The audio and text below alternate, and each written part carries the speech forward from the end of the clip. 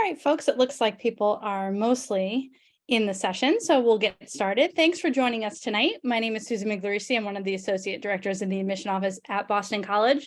I've had the distinct pleasure of working in the transfer admission office for 23 years at BC, and it is one of the joys of my job is to get to work with students who are contemplating making a different choice in their college experience. And I'm happy to be joined tonight with 4 students who already made that choice and came to Boston College last year. So we are going to kind of run this session in a hopefully as interactive of a way as possible that you can on a Zoom.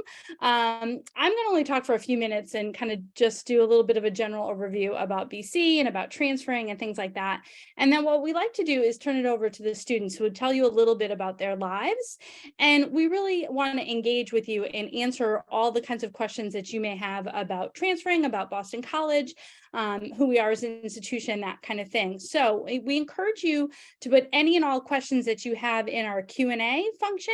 The chat is not available, but Q&A is. So please feel free to throw questions in there and we will get to as many of those as we can, either live as we are talking right now, or I have some wonderful colleagues in the background who will be able to answer some questions right on the Q&A itself.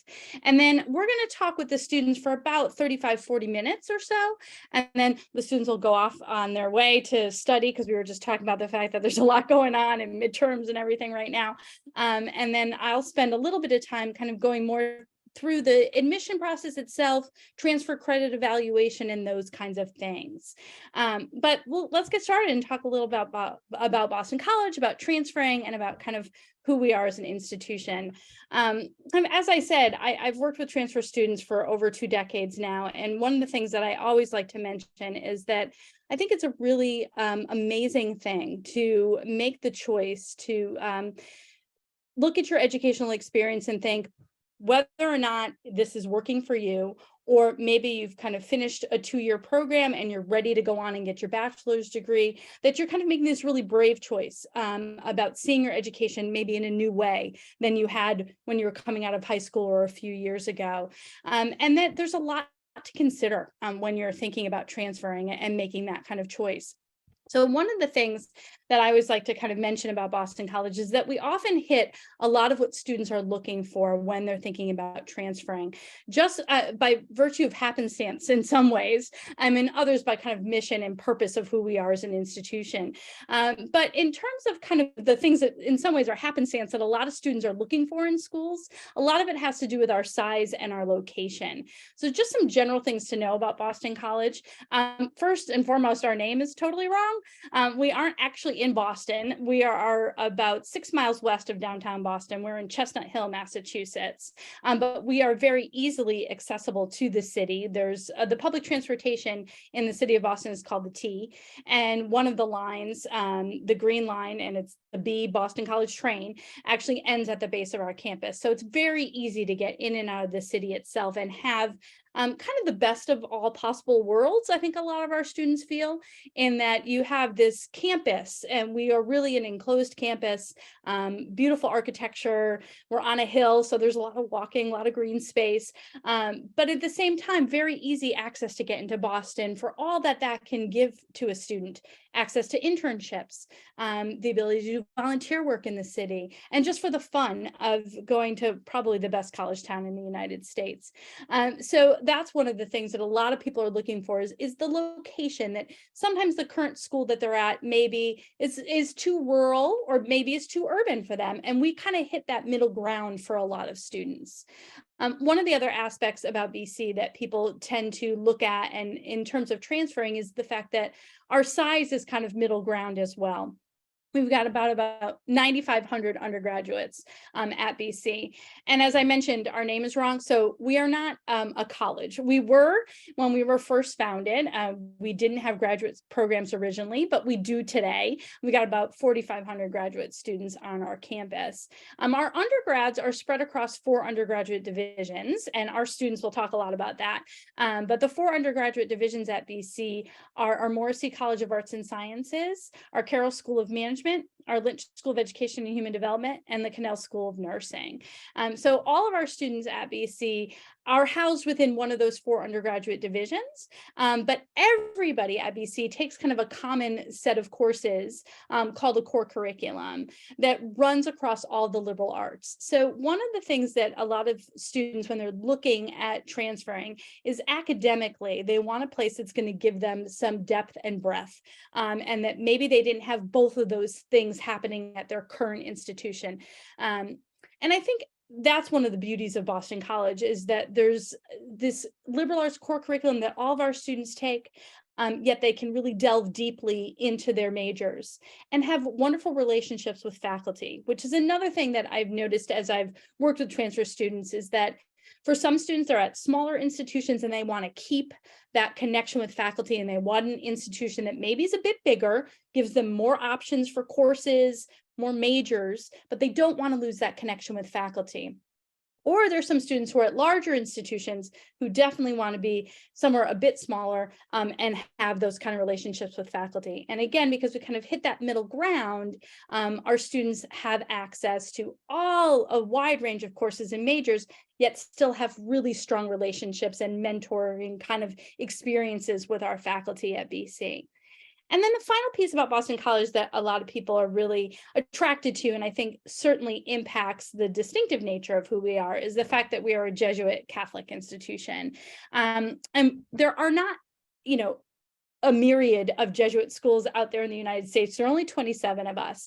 And we really do come from a very specific kind of mission and purpose, in that we see our education as a way for students to really figure out what brings them passion and joy, which you can do at a lot of places. But then there's the second half to all of that, is also figuring out what the world needs you to be, so that you can use your education to affect change and affect good. And that's really an overarching kind of mission of being a Jesuit institution, and definitely impacts kind of how we see the entire student experience at Boston College. So those are the pieces of kind of who we are, that hopefully we can delve into a little bit deeper with our students. So as I mentioned, for folks who probably just kind of popped in with us, I'm going to turn it over to our current students who all transferred to BC, and actually all transferred last January, which is really cool. And they're going to tell you a little bit about their lives, and then we're going to do a bunch of questions for them, that may come from you or may come from me, depending on if you want to utilize our Q&A. So I'm going to start it off and have Lauren kick it off and tell you all a bit about who she is. Hi, so my name is Lauren Diaz, and I'm a junior at Boston College. Of course, I transferred in January, and my major is finance and business analytics. I transferred from University of Wisconsin-Madison, and I'm originally from Kinnelon, New Jersey. Thank you, Lauren. Lindsay? Hi, everyone. My name is Lindsay Gilton. I am a junior in the Morrissey College of Arts and Sciences with a major in political science and a minor in the Carroll School of Management for managing and social impact in the public good, with a concentration in environmental sustainability. I transferred from Connecticut College, and I am from Granby, Connecticut. Great. And then Sophia? Hi, my name is Sofia Monserrat. I'm a junior. I'm in the Cannell School of Nursing, majoring in nursing, and I originally transferred from the College of William and Mary down in Virginia, but originally I'm from New Jersey. And Spencer? Hi, I'm Spencer Segal. I'm a junior. I transferred last winter. I'm a history major with minors in finance and philosophy. I came from the Catholic University of America, and I'm originally from Ellington, Connecticut. Great, thanks you guys. I'd love for all of you to kind of start us off, and we can go in the same order if we want to start with Lauren, Lindsay, Sophia, and then Spencer. If you just tell a little bit about your story, at what point did you decide you wanted to transfer? How did you kind of come to that? And then why did you decide to apply to BC and then come to BC? Yeah, so our freshman year was, I guess, a little bit different in the sense that we were in the middle of COVID. So I think everyone's freshman year was like a little bit rocky. And at first, I went to a school so far away from New Jersey in Wisconsin. So I didn't necessarily love it, but wanted to like wait it out, which is why I transferred in the middle of my sophomore year instead of the fall of my sophomore year. But I think in the first semester of my sophomore year, I just kind of realized that it was just too big of a school. It was too far away. And like when I would see people, I would never see the same person twice. So it was just like hard to feel like I had a community there. So I wanted to look at something smaller, closer to home, and just like more like community oriented, which is what drew me to BC, because I had known some people who had graduated from here and always spoke so highly about the community here and also the proximity to Boston. So that's kind of what made me think of BC. And then I applied and then ultimately decided to come here because I really enjoyed my visits and the campus. Great, thank you. Lindsay? Right. So like Lauren, I guess my story starts in March of 2020 with COVID. I decided to go to Connecticut College. It's about an hour away from my hometown. Both my parents attended that college. It felt like a logical choice. Went through my first year, navigated as best I could with the pandemic, and similar to Lauren, decided to stick it out for one more semester after vaccinations, and realized my kind of discomfort in the school wasn't really rooted in COVID. It was other things. The school only has about 1,800 undergrads, so it was very small. And I found for me, for personal growth, I needed to get out of the state, get away from my parents' history there. So I was looking at schools. It was really important for me that I wasn't running away from something, but running to something. That's what my dad always said to do. So BC ticked all the boxes I was looking for: size, proximity to the city, rigorous academics. It was the only school I applied to transfer to, and I got in, and here I am. So Great. Sophia? Yeah, just I guess same with Lauren and Lindsay, echoing off of them with the whole COVID thing in the beginning, definitely put a damper on all of my thoughts and like expectations for how my time at William and Mary would go. And I found that in the fall of my sophomore year, so the extra semester I decided to stay there, I kind of was very still unamused with the school and found myself not getting involved in anything at all. I just had this like very negative mindset of the school. And so because of that, I like really lost touch with where I was. And William and Mary is in Colonial Williamsburg, so a very unique setting. It's basically in the same town as the colonial part of the town, so everyone around you is on horses in the full-on colonial outfits. But to me, I felt like I was just like placed in a very bizarre reality with no touch to that community. So kind of like what Lauren was saying, I really wanted to go to a school that had lots of school spirits, lots of traditions, and lots of like engagement with the community. And so upon looking at all my options, really the only one that had all of that was BC. And the more and more that I talked to students there and like transfer students there, I realized that all of the traditions, all of the spirit that comes along with the football games, the other sports teams, and the service aspects that we have, like would make me find this community. And that idea like has become my reality here. And I'm so happy to be here. Thank you. Spencer? Yeah, my story, similar to everyone else's, in regards to COVID and, screwing up freshman year. I guess the difference with mine is I actually applied to BC in high school and got in, but silly me, I didn't go to BC. And that's just for various reasons, and also partly because of COVID and, making the decision making much harder.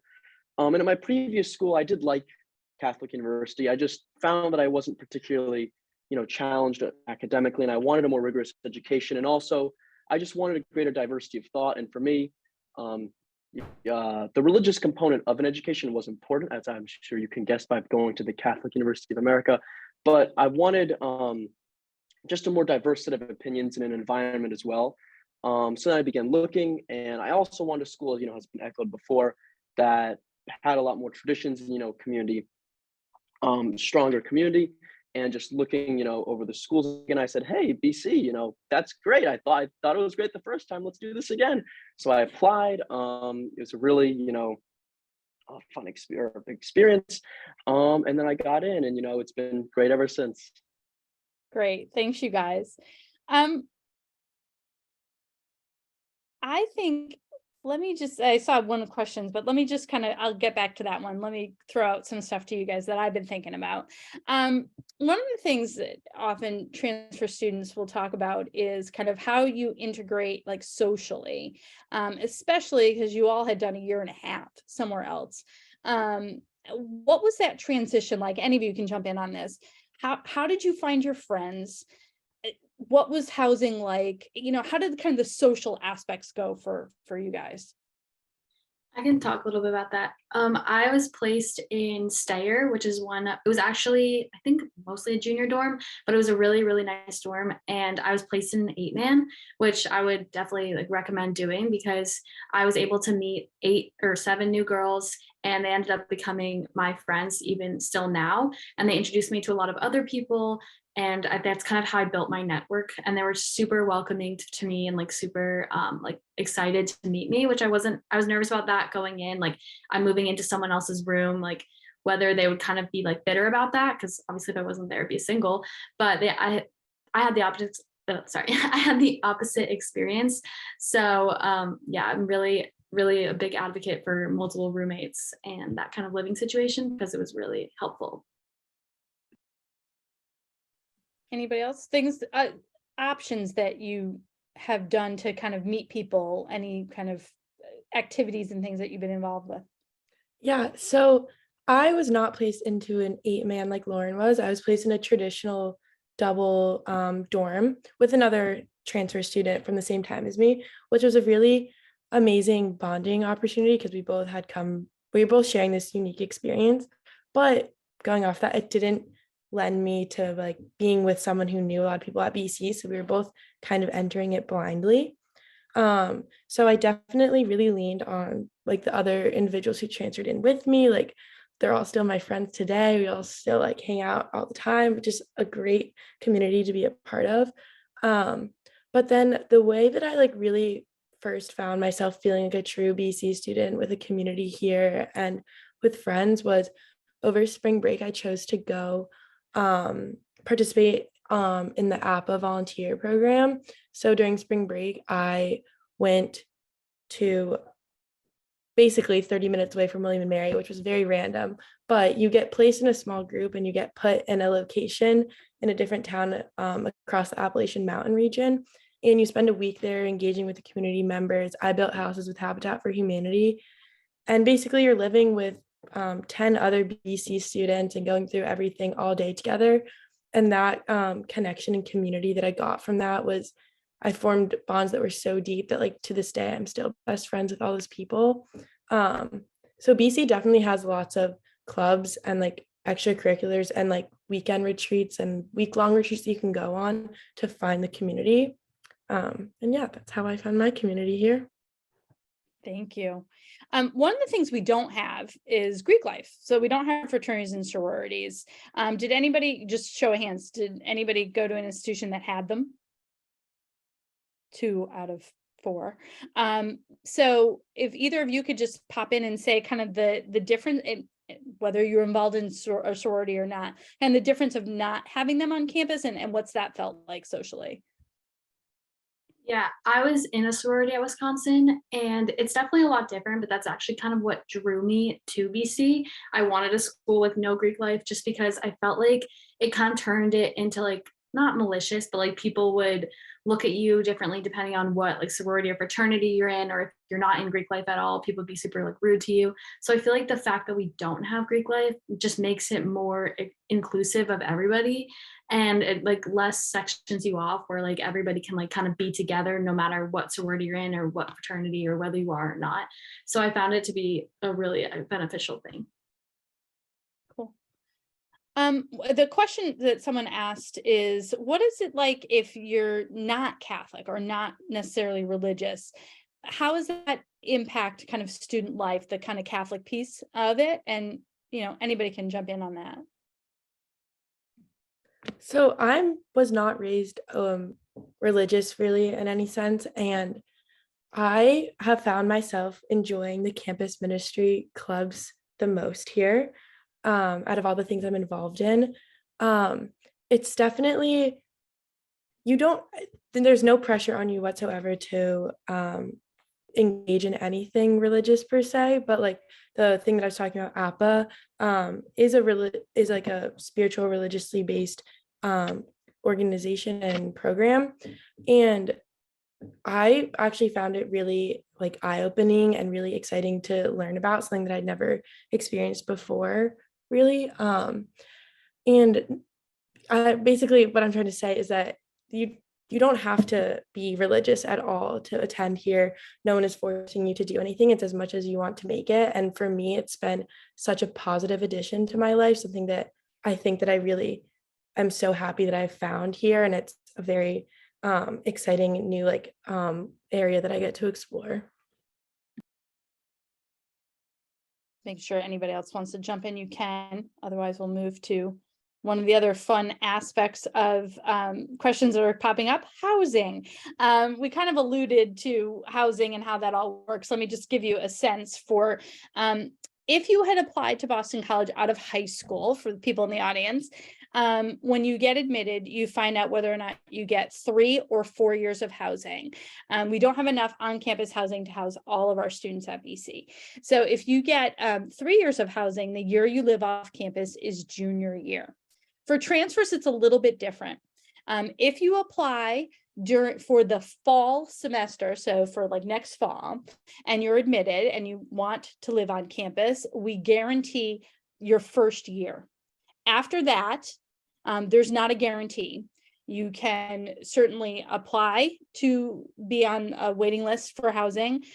You could be an RA and you would have campus housing if you were working for our residence life office, but a big chunk of our students live off campus, and transfer students in particular will do that. And if you come in the spring, like these guys did, they get their first semester on campus in campus housing. So that always is one of the big questions that a lot of people have, like, how do you handle the housing, especially because you guys all came in January.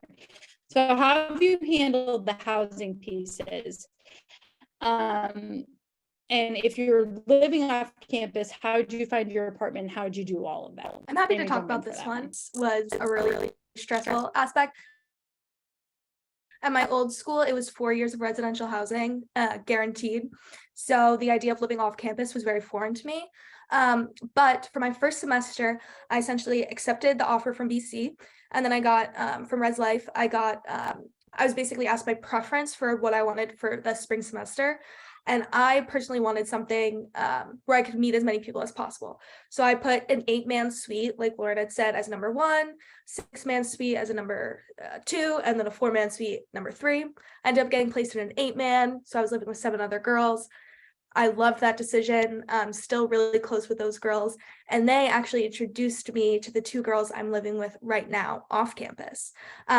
So there's a lot of questions of, will you have enough time to meet people? And I know the whole idea of signing leases. I didn't sign my lease until March or April of sophomore year. So definitely plenty of time. Don't need to stress. Subletting is also an option for people studying abroad. And then I'm going to reevaluate at the end of the year whether I apply to be on a wait list for on campus or stay off campus. So that's my housing experience in a nutshell. Yeah, and that's a great experience, because I think that's pretty normal. Although I'll throw it out to you guys. Anybody got anything else that is a little bit different? I think that's pretty normal for a lot of transfer students. Yeah, Spencer. I'm happy to share. So transfer student, obviously, got to BC, and same thing as Lindsay. The housing situation was very stressful for me and my family, and that's also, but for different reasons. Because from the university I came from, there was definitely a big culture of off-campus housing, but for me and my family, it just was financially untenable. So to not have on-campus housing, so I applied for, for on-campus housing for my junior year, and I was able to get it for junior and senior year. Granted, my situation was also a little bit different because when I applied regularly out of high school, I was guaranteed 4 years of housing. So I kind of said, "Hey guys, do you remember this little document I got?"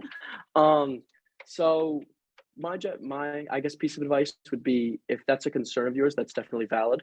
But don't let that stop you from applying or accepting, because I found the people in the financial aid office were very helpful. Cool. There, one of the first questions that we got, I think, connects a little bit to post BC life, alumni network, internships. I know you guys, kind of, we're all in the junior mode. So talk a little bit about that. You all have different majors and different things. What are you thinking about for after BC, and how has BC helped you kind of formulate some of that? Yeah, I'm a finance major, so obviously it's very heavy internships since like sophomore year of college. So I think the BC network has been really helpful to me to network in like the real industry. And I've been able to connect with a lot of people on LinkedIn and through the various companies that I was interning for. And I ended up being able to get a good internship for next summer. And I think also just the BC name has really helped a lot. I just noticed such a difference from like applying, granted I was a lot younger, but like applying from freshman year when I was at Wisconsin to now applying here. I feel like the network has just been a lot more helpful and just like a better kind of aid to get you into these companies that you want to go to. I can also add, so BC has this thing called Eagle Exchange, which in a nutshell is LinkedIn, but just for BC. And I this year have discovered that, and I'm a part of the Eagle Exchange mentorship program. So I'm paired up with an alumni who is also a nursing major here at BC and who's now out working as a registered nurse. And I basically can just ask her any questions. I've met with her over Zoom, ask her questions about internships, things I should be doing in the summer, how classes are going. It's just a very nice and tangible way to connect with someone who's gone through what we've gone through here at BC and like see what steps they took to get to where they are in the workforce. Yeah, and Eagle Exchange also has lots of like postings about jobs at BC and common internships that students at BC are doing in the summer. So that's definitely a great resource that I was just shown this year. Great. That kind of shifts us a little bit to academic life.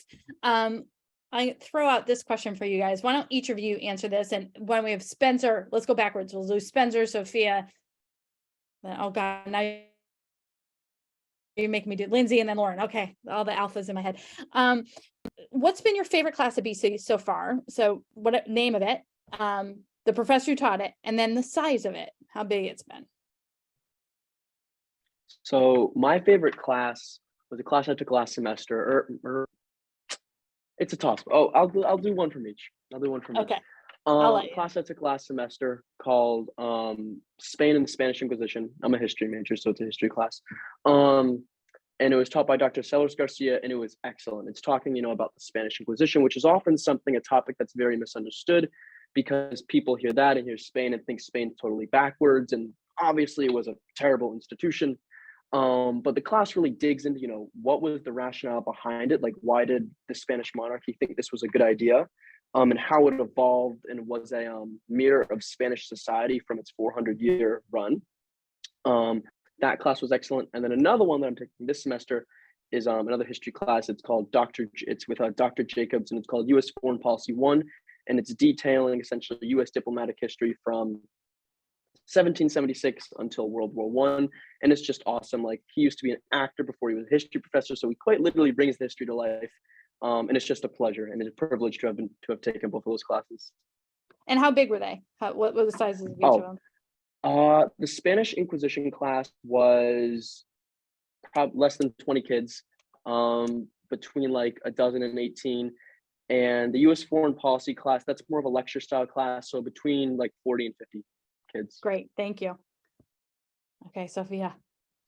So my favorite class is a class from the School of Nursing. It's called Health Assessment Across the Human Lifespan, and it's specifically the clinical laboratory part.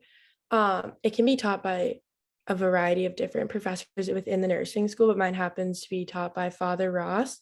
And so this class takes place in the Learning Lab, which is a classroom within the nursing school.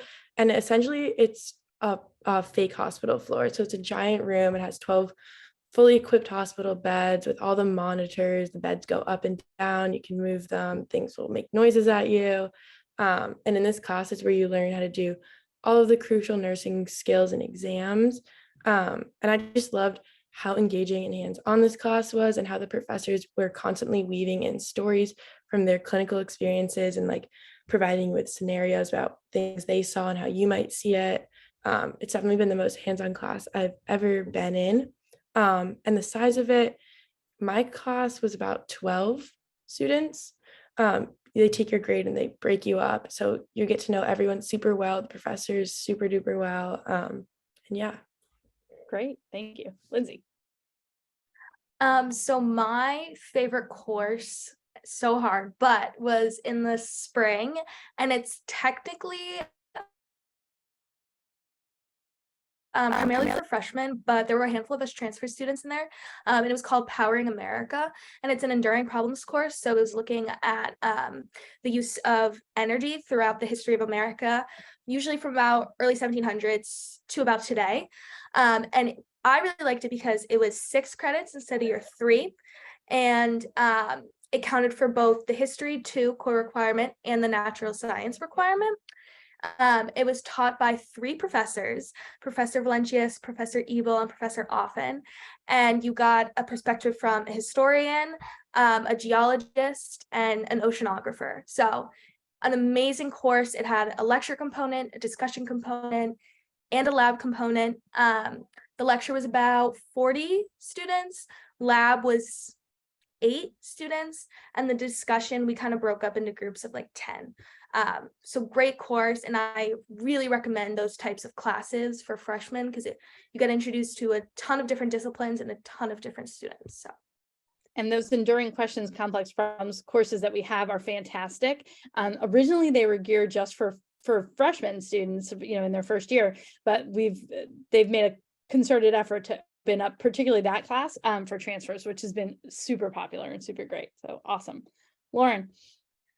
My favorite class is actually funny. It's the same one as Spencer's, the US Foreign Policy class with Seth Jacobs. He's like my favorite teacher I've ever had. Like, I'm not even a big history fan, honestly, but just like a lot of reading, but I was like willing to do it because every day going to his class, I was always so excited to go. Like, he's so funny, and just any class with him I would take. So remember Seth Jacobs. Yeah, he is awesome. So we're wrapping up where I'm going to let you guys go study, but a couple final questions, and anybody can jump in here. Sometimes people have preconceived notions about what it's going to be like to transfer.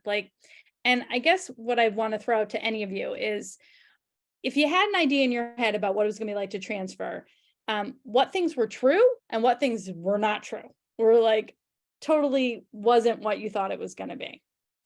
And we can jump in that. I'm happy to talk a little bit about it. So Sure. I was in a more or less unique perspective. I was on a varsity sports team at my old school. It was probably one of the only reasons I stuck it out the 3 semesters. And I was really nervous about that. I had established such a great community through the team aspect. And I was really nervous about not only transferring schools, but then making the decision not to continue that sport here at BC, just the change from D3 to D1 athletics. But I found the people here to be so supportive, and clubs and everything.